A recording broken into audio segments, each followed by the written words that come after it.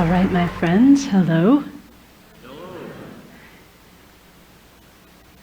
So I want to start off with a few questions.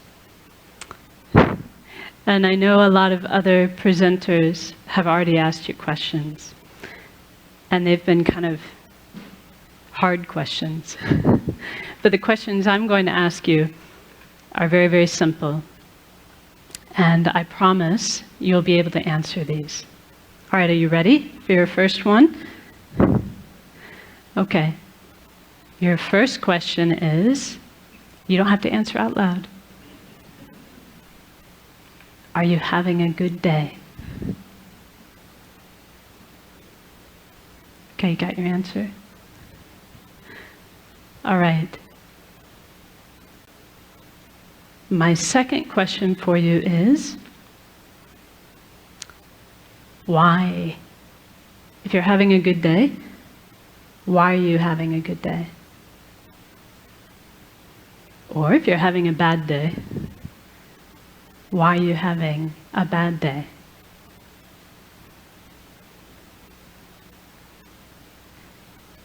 So I have one more question for you. This should be the easiest one of all. My last question is, tomorrow, would you rather have a good day? Or would you rather have a bad day? Do you have your answer for that one? What about the day after tomorrow? What about Sunday? Let's see, yeah, that's right. Tomorrow's Saturday, Sunday. How about Monday? Would you like to have a good day or a bad day on Monday?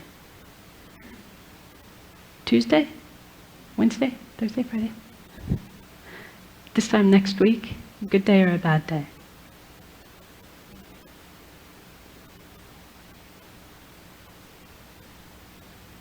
So that last question, like I said, is probably the easiest one for us to answer. Because we know the answer to that, don't we? We want to have a good day, every day.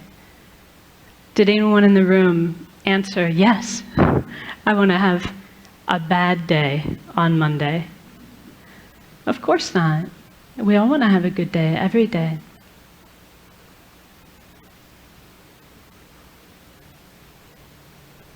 So this is really speaking to the type of happiness that we all wish for in our heart of hearts.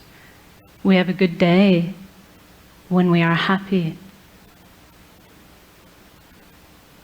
And we want to be happy every day. There's never a day when we don't want to be happy. But whether or not we have good days or bad days really depends upon how we answered the second question. Do you remember the second question? What was the second question? Why? Why am I having a good day? Why am I having a bad day?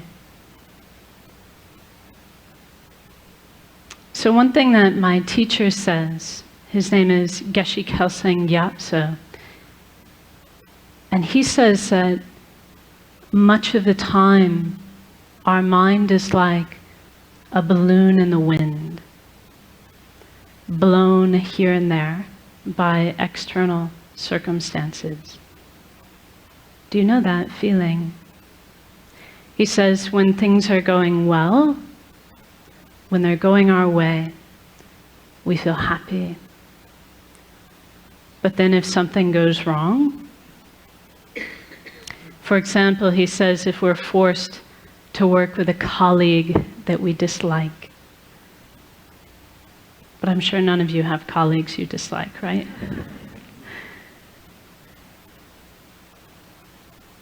He says if we're forced to work with someone we dislike, or if something doesn't go our way, then our happy feeling disappears.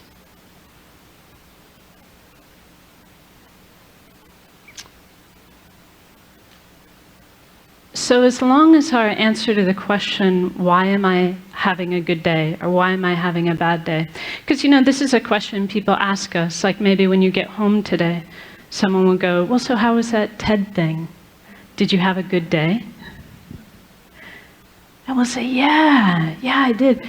There was this lady, and she talked to us about how we need to be compassionate towards former inmates, and there was this performer who did this awesome beatboxing thing with his mouth, and this person and that person. As long as our reasons for why we had a good day are a list of external conditions, then we're not going to have the stable happiness that we all want. Does that make sense to you? Because if that's what our happiness depends upon, because we cannot control people and circumstances every single day, then our happiness will be in the hands of others, won't it? It'll be at the whim of our circumstances. So if you really wish to have a good day every day, we've got 2 things we need to do. So the first thing that we need to do is we need to stop outsourcing our happiness and outsourcing our unhappiness onto people and circumstances. In other words, we need to stop attributing our happiness to what's going on externally. And we need to stop blaming others, especially blaming others, for our unhappiness.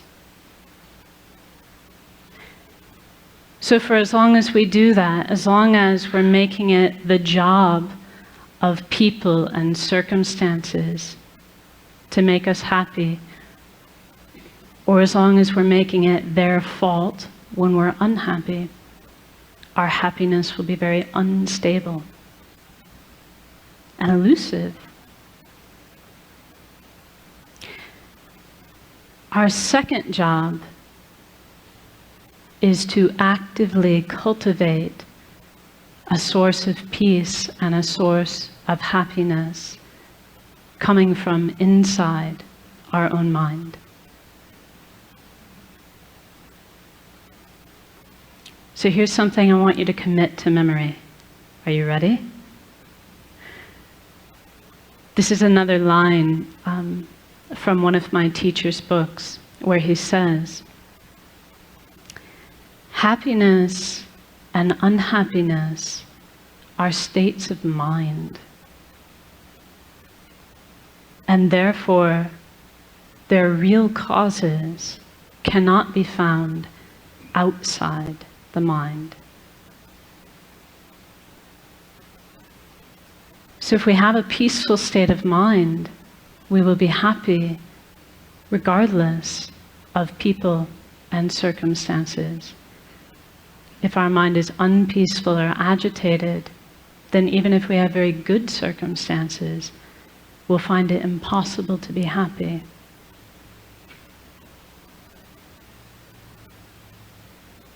So in other words,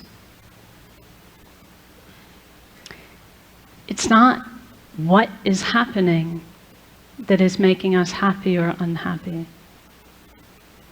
It is how we are responding to those things that determines whether we are happy or unhappy. It is what our state of mind is like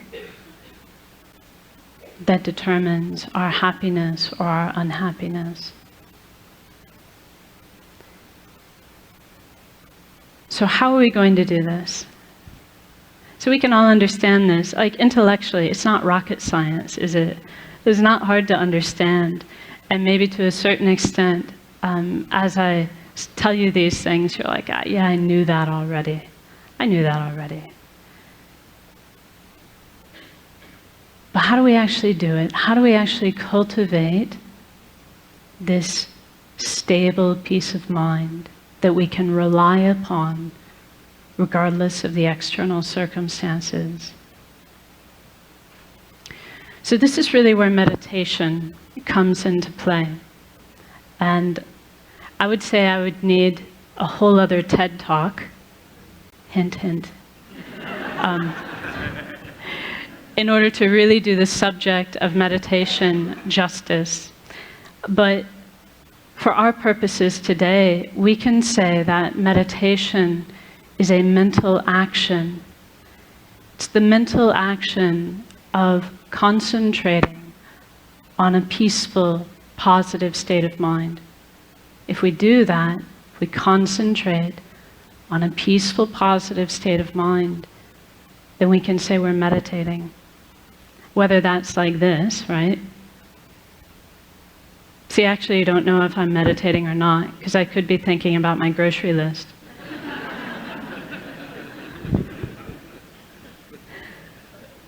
It's only meditation if I'm actually focusing on a positive, peaceful state of mind. But the trick is, I can do it like this. This is called formal meditation. But we can also learn to do this all the time in our daily life.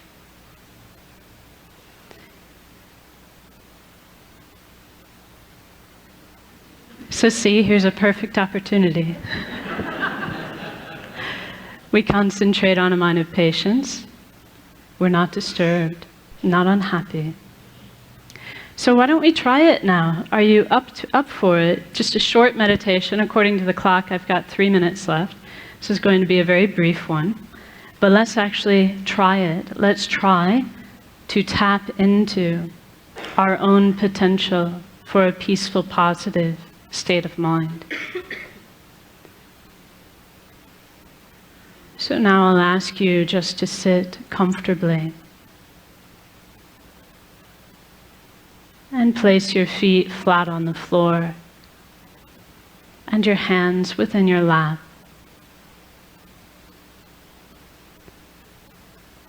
And then you can lightly close your eyes and become aware of the sensation of your breath at the tip of your nose.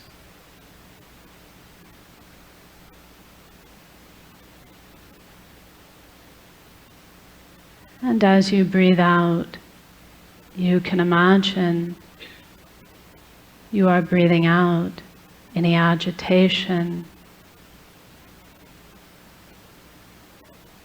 any mental busyness, any frustration or unhappiness in your life. Breathing it all out like dark smoke.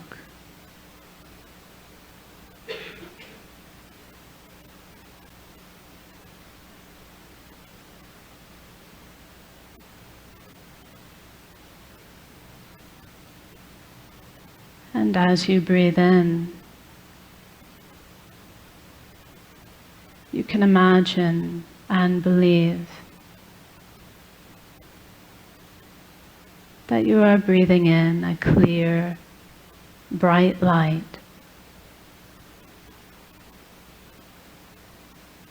which is the very nature of inner peace.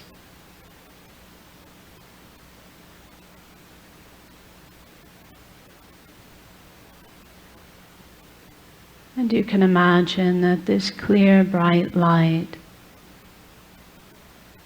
fills your entire body and mind.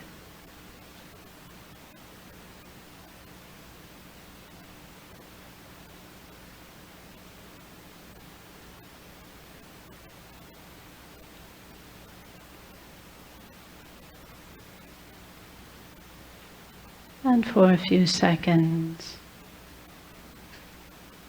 simply enjoy this inner peace coming from within.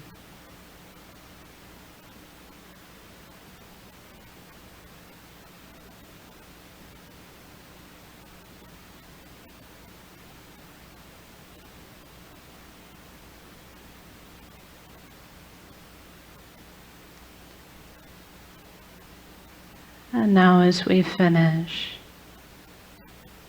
just be determined to bring this inner peace with you into the rest of your day to benefit yourself and others. So now we rise from meditation. Thank you very much.